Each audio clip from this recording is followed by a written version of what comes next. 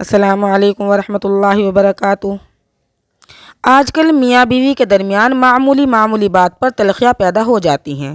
اس سے آپانک ہونا چاہیے، بلکہ تعلقات کو برقرار رکھنے کے لیے ہمیں بھرپور مخلصانہ کوشش کرنی چاہیے۔ آپ صلی اللہ علیہ وسلم کی زندگی ہمارے لیے مکمل طور پر قابل تقلید ہے، اس لیے ہمیں ازواجی زندگی کے اس پہلو کو بھی آپ صلی اللہ علیہ وسلم کی حیات طیبہ سے سمجھنے کی کوشش کرنی چاہیے۔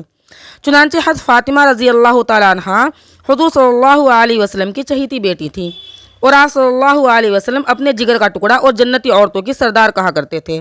ان کی شادی حضرت علی سے ہوئی تھی، جو عشرہ مبشرہ میں سے ہیں۔ اتنے عظیم مرتبے پر فائز ان شخصیات کے درمیان بھی کبھی کبھار تلخیاں پیدا ہو جایا کرتی تھیں، مگر وہ لوگ صلح کر لیتے تھے۔ سیرت کی کتابوں میں لکھا ہے کہ ایک بار حضرت علی اور فاطمہ رضی اللہ تعالیٰ عنہ کے درمیان کسی بات پر جھگڑا ہو گیا۔ حضرت فاطمہ رضی اللہ تعالیٰ عنہ اپنے شفیق باپ کی خدمت میں پہنچی۔ پیچھے داماد رسول حضرت علی رضی اللہ تعالیٰ عنہ بھی گھبرائے ہوئے پہنچ گئے اور دروازے کی آڑ میں ہو گئے۔ سوچنے لگے خدا نخواستہ اللہ کے رسول ناراض ہو گئے تو دین اور دنیا دونوں تباہ ہو جائیں گی۔ حضرت فاطمہ رضی اللہ تعالیٰ عنہ نے حضور صلی اللہ علیہ وسلم سے اپنے شوہر کی شکایت کی اور زار و قطار رونے لگیں، لیکن آپ نے جو رد عمل ظاہر کیا وہ ہماری سوچ کے بالکل برعکس ہے۔ گھر بسانے والا رویہ تھا۔ آپ نے جب بیٹی کو اس طرح روتے دیکھا تو دل بھر آیا، آپ دیدہ ہو گئے۔ بیٹی کو سمجھاتے ہوئے آپ صلی اللہ علیہ وسلم نے کہا، بیٹی میں نے تیرا نکاح ایسے شخص سے کیا ہے جو قریش کے نوجوانوں اور اسلام لانے والوں میں سب سے افضل ہے۔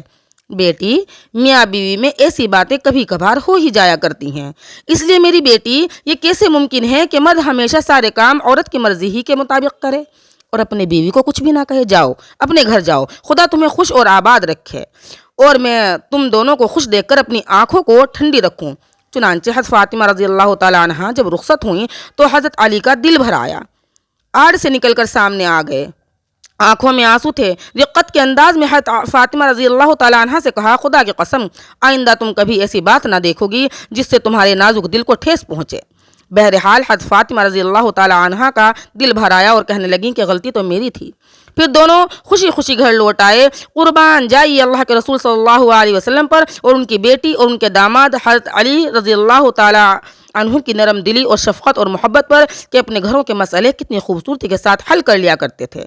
یہ واقعات ہمیں سبق دیتے ہیں کہ ہم اپنا معاشرہ اچھے سے اچھا بنانے کی فکر کریں، اور اگر کبھی آپس میں نوک جھوک ہو جائے تو جلدی ہی ایک دوسرے سے صلح صفائی کر لیا کریں۔